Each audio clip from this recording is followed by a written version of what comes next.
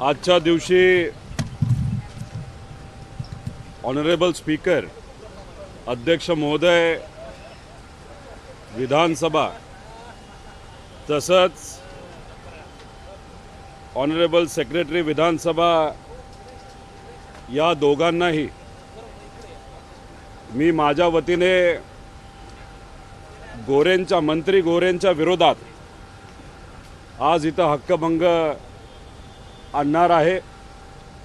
पण हा हक्कभंग आणत असताना गोरेंनी माझ्या विरोधात जे काही सांगितलं याच्याबद्दलचा हक्कभंग नाही। त्याला उत्तर तर मी दिलंच, त्याच्यासाठी मी कुठेही लढायला तयार आहे। कोर्टाच्या ऑर्डर व तसंच तिथं असणाऱ्या जजली त्या केसच्या बाबतीत काय काय केलेलं आहे, काय काय सांगितलेलं आहे, हे सगळं मी तिथं सांगू शकतो। पण गोरे भाऊंनी विधान भवनमध्ये जिथं सामान्य लोकांचे प्रश्न हे मांडले जातात, त्यांच्यासाठी लढलं जातं, त्यांच्या अडचणी सोडवण्यासाठी प्रयत्न केले जातात, तिथंच अध्यक्ष व तिथं असणारा प्रत्येक आमदारांना खोटी माहिती देऊन तिथं दिशाभूल केलं गेलं। आणि ती खोटी माहिती कशाच्या बाबतीत होते तर एका महिलेवर झालेल्या अन्यायाच्या बाबतीत। आम्ही कशासाठी लढतोय की एका महिलेला न्याय देण्यासाठी, आणि ते अधिवेशनामध्ये अध्यक्षांची आणि हाऊसची दिशाभूल कशासाठी करत आहेत, स्वतःला वाचवण्यासाठी। त्यामुळे हा हक्कभंग जो आणलेला आहे तो अधिवेशनामध्ये खोटी माहिती देण्यासाठी, त्याच्याचबरोबर महत्त्वाचा वेळ हा जो अध्यक्षांचा आणि हाऊसचा असतो तो वाया घालवण्यासाठी हा हक्कभंग तिथं मी आणत आहे। हक्कभंगामध्ये काय कसं नक्कीच मी अधिवेशनामध्ये बोलेल। तुम्ही म्हणाल आठवडाभर हक्कभंग का नाही आणला? मी वाट बघत होतो माझ्या विरोधात जो हक्कभंग आणला गेला त्याची एखादी तरी नोटीस मला मिळेल, पण दुर्दैव असं कमिटीच झाली नाही असं आम्हाला कळतंय। पण मी फक्त अध्यक्षांना विनंती करणार आहे, या हाऊसमध्ये कोणाचंही सरकार आलं तर संविधान जपलं गेलं पाहिजे, हक्क जपला गेला पाहिजे, लोकशाही जपली गेली पाहिजे। सत्तेत असणाऱ्या एका आमदाराचा आणि एका मंत्र्याचा हक्कभंग मांडण्याची संधी तुम्ही तिथं दिली। आता मी तर विरोधातला आहे, त्यामुळे हे हाऊस सगळ्यांचं हाऊस असल्यामुळे मला विनंती या अध्यक्ष महोदयांना करायची आहे आणि मला विश्वास आहे ते मान्य करतील। मला सुद्धा अधिवेशनामध्ये या हक्कभंगावर आज उद्या परवा कधीतरी त्या ठिकाणी बोलायचे, त्यामुळे मला बोलण्याची संधी ही दिली गेली पाहिजे, ज्या माध्यमातून एका महिलेला न्याय देण्याचा प्रामाणिकपणे प्रयत्न मी तिथं करेल।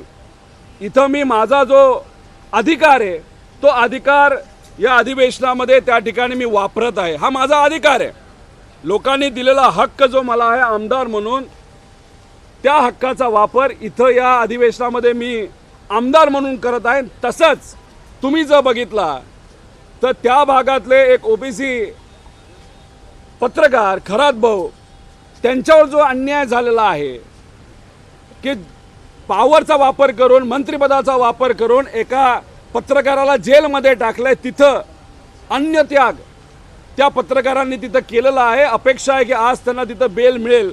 ते तिथं त्यांच्या पद्धतीने लढत आहेत आणि आम्ही आमच्या पद्धतीने इथे लढत आहोत। बघूया अध्यक्ष महोदय या बाबतीत काय करतात। याच्यामध्ये बरेच पुरावे आणि सगळं दिलंय, म्हणजे कोर्टाचं या ठिकाणी राज्यपालांना पत्र जे दिलं गेलं त्याची माहिती आहे, त्याच्याचबरोबर कोर्टाचे बरेच काय मुद्दे आहेत ते तुम्ही सगळ्यांनी वाचले तर तुम्ही वेडे व्हाल अशी परिस्थिती खरं तर त्या केसमध्ये आहे। पण ठीक आहे, अधिवेशनामध्ये नक्कीच मी या बाबतीत बोलेल।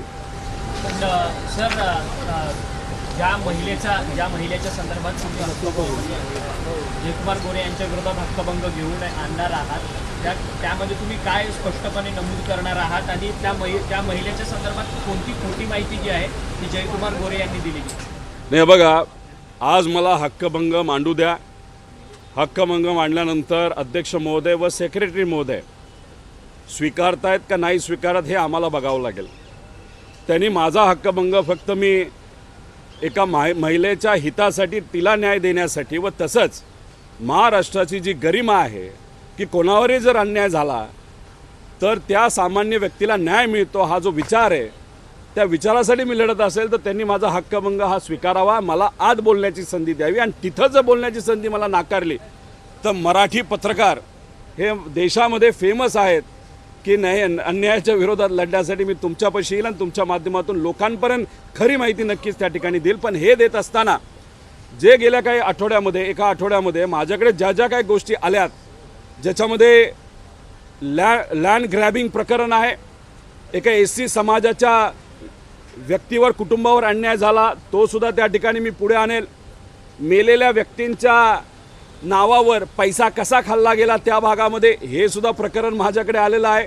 ते या सगळ्या गोष्टी तिथं मी आपल्यासमोर मांडेल. धनगर समाजाचे जे लोक आहेत तिथले त्यांच्या जमिनी कशा हडपल्या ह्या सुद्धा मुद्दे हे उद्या दुपारी एक पत्रकार परिषद इथंच मी घेईल आणि आपल्या सर्वांच्या माध्यमातून लोकांपर्यंत हे सगळे मुद्दे मी घेऊन जाईल. जयकुमार गोरेंवरती अगोदर देखील अनेक आरोप झालेले आहेत. जयकुमार गोरेंनी कोविडच्या काळामध्ये मृत व्यक्तींचे पैसे जे आहेत ते खाल्लेत अशा पद्धतीने देखील आरोप जे आहेत ते कोर्टाने त्यांच्यावरती ताशेरे ओढलेले एक जनहित याचिका त्यांच्या विरोधात हायकोर्टात पडलेली.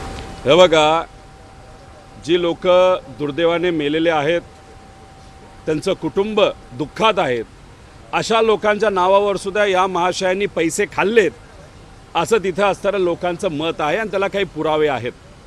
एवढे मोठे महान महाशय मेलेल्या माणसांच्या नावावर ते सुद्धा कोविडच्या काळामध्ये पैसे खाऊन घरं भरत असतील अशी जर माहिती तिथं दिली असेल तर याचा नक्कीच अभ्यास हा त्या ठिकाणी झाला गेला पाहिजे. त्याच्याचबरोबर तिथे जे SC समाज मातंग समाजाचं एक कुटुंब आहे त्यांच्यावर अन्याय तिथं झालेला आहे, त्यांच्या बाबतीत सुद्धा असंच काहीतरी झालेलं आहे. मी असं म्हणावं लागेल कुठंतरी एक गुंड प्रवृत्ती आहे आणि ह्या सरकारमध्ये त्या प्रवृत्तीला मंत्रिपद दिल्यानंतर लोकांमध्ये चर्चा झालेली आहे. जोपर्यंत तुम्ही गुंडाशाही करत नाही, तुम्ही दडपशाही करत नाही, जोपर्यंत तुम्ही कुठंतरी कोणाच्या नावावर राजकारण करून घरं भरत नाही तोपर्यंत तुम्हाला मंत्रिपदं मिळत नाहीत असं कुठंतरी संदेश या सरकारने त्या ठिकाणी दिलेला आहे. याबद्दलची माहिती उद्या दुपारी पत्रकार परिषदेच्या माध्यमातून नक्कीच आपल्या सर्वांसमोर मी आणेल. बीडमध्ये एक घटना पुढे आलेली आहे. एक शिक्षक आहेत नागरगोजे त्यांनी आत्महत्या केली. 18 वर्ष त्यांना पगार भेटला, वेतन मिळत नाही आणि त्यामध्ये 3 ते 4 गुंडेंचा हात आहे. विक्रम मुंडे हे बघा, बीडमध्ये धनंजय नागरगोजे हे गेले अनेक वर्ष एका संस्थेमध्ये तिथं काम करत होते. अनेक वर्ष म्हणजे 18 वर्ष तिथं काम केलं. आत्ता तुम्हाला मदत करतो, आत्ता तुमचा पगार चालू करतो असं करत करत नागरगोजेंनी ती जी संस्था ज्यांची आहे त्यांच्यावर विश्वास ठेवत तिथं असणाऱ्या मुलांना न्याय दिला, नाही तर त्यांना तिथं जी मदत करता आली शिक्षणाच्या माध्यमातून तिथं केली. पण जर पैसाच मिळत नाही मागून सुद्धा तर मग या नागरगोजेंना पर्याय राहिला नाही, तिथं त्यांनी आत्महत्या केली. आता हे जे काही तिथली संस्था आहे त्याचे जे प्रमुख आहेत यांच्याबद्दल एन्क्वायरी झाली पाहिजे.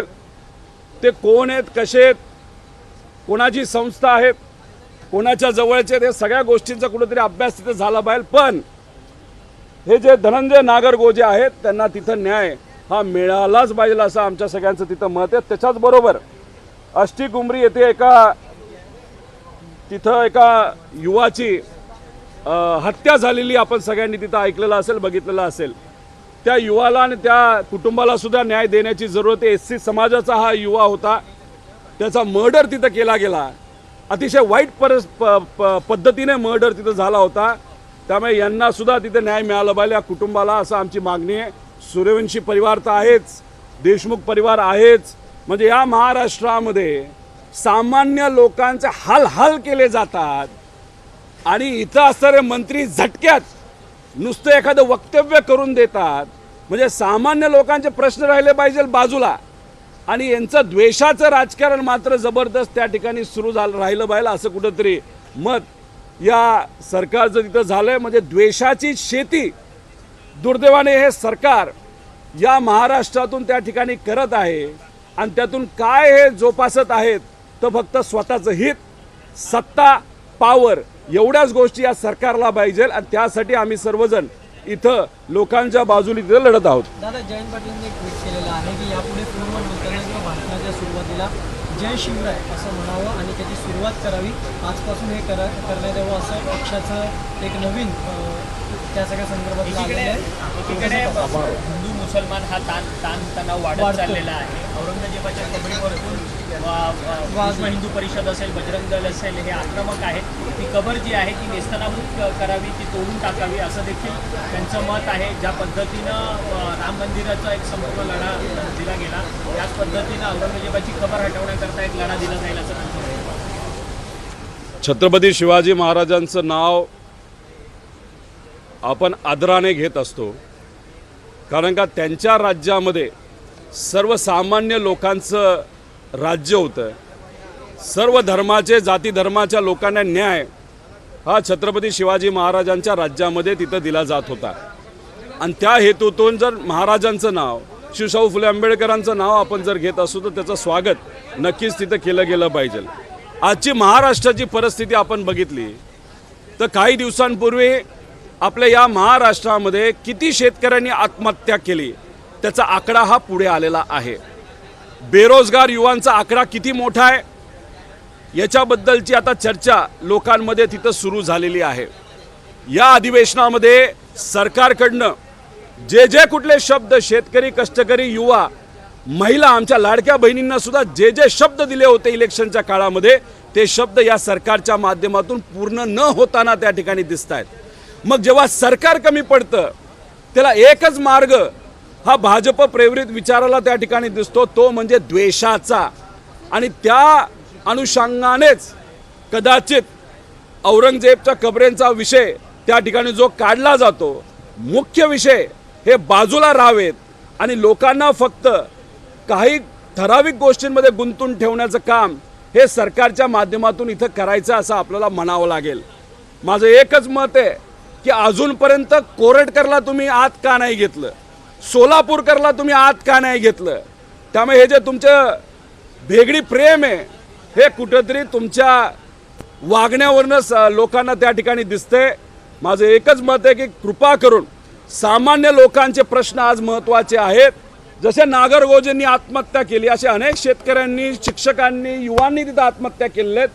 त्यांचे प्रश्न सोडवणं हे आज खऱ्या अर्थाने महत्त्वाचं आहे. काल सुप्रिया सुळे यांनी एक स्टेटमेंट केलं आहे, 100 दिवसात एक विकेट पडली, पुढील 6 महिने थांबा, अजून विकेट पडली. एक मंत्री बायकोचा कोण आहे तो मंत्री? आम्ही कोणाच्या विकेट काढण्यासाठी इथं आलेलो नाही.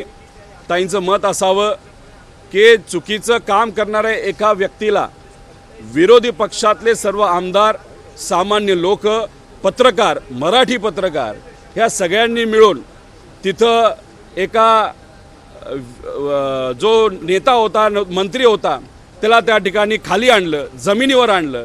तसंच येत्या काळामध्ये हे जर नावं घेतली, गोरेंपासून सगळी अशी मोठी मोठी नावं तिथे येतात.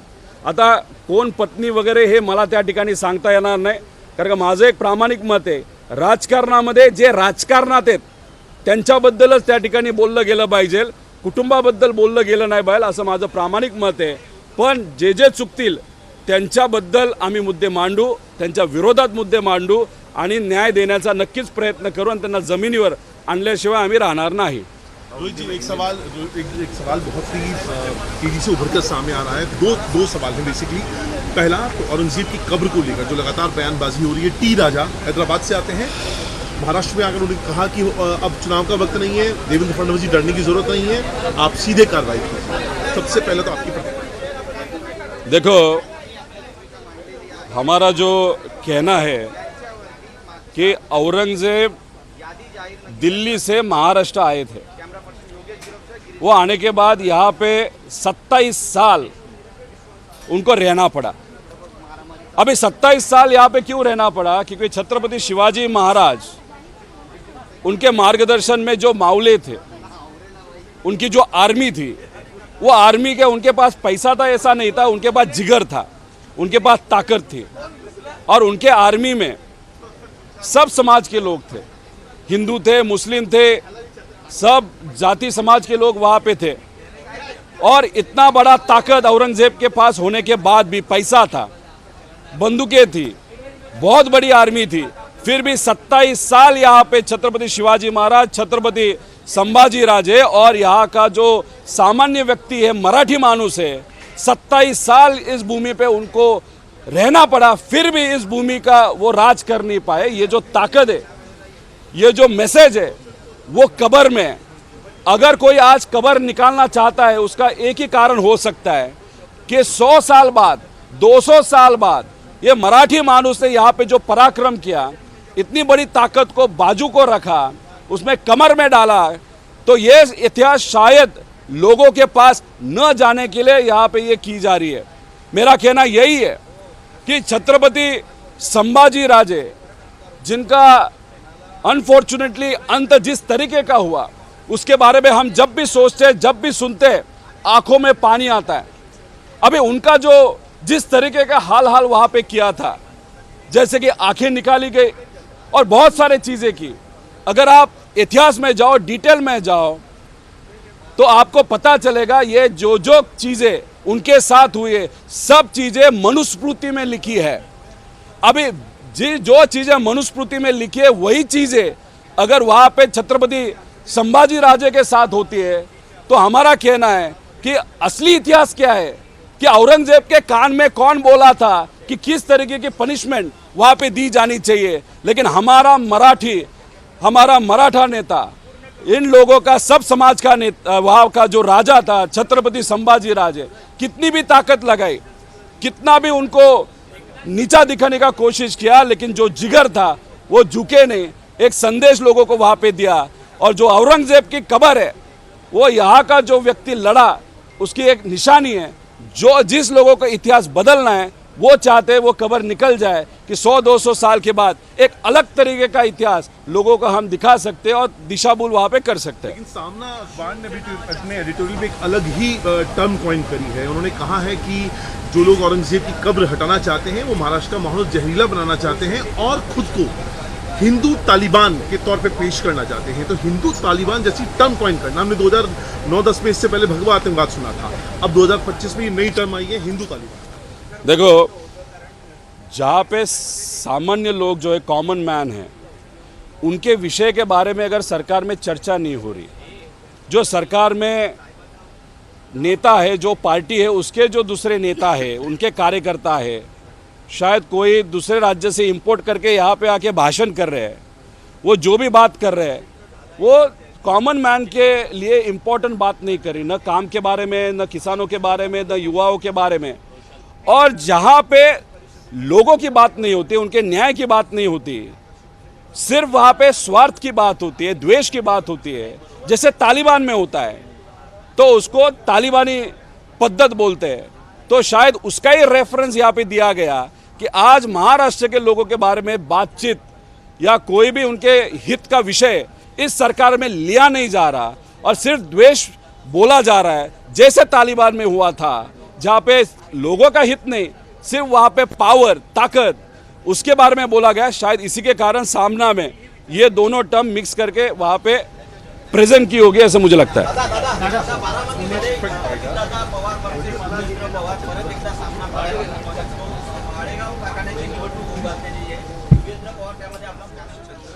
लोकसभेच्या इलेक्शनमध्ये बारामती लोकसभा मतदारसंघाची जबाबदारी मला दिली होती। त्यानंतर विधानसभेला मी इतर मतदारसंघामध्ये जावं असं पक्षप्रमुख आणि सर्व इतर आमदारांचं तिथं मत होतं। बारामती लोकसभा मतदारसंघ आणि पुण्यामध्ये काही ठराविक ठिकाणी सोडलं तर मी गेलो नव्हतो। त्याच्याचबरोबर हे जे काही कारखान्याचे इलेक्शन आहेत, नाही तर दुसरे, त्याच्यामध्ये मी स्वतः लक्ष दिलं नाही, नाही तर मला लक्ष देण्यासाठी सांगितलं गेलं नाही।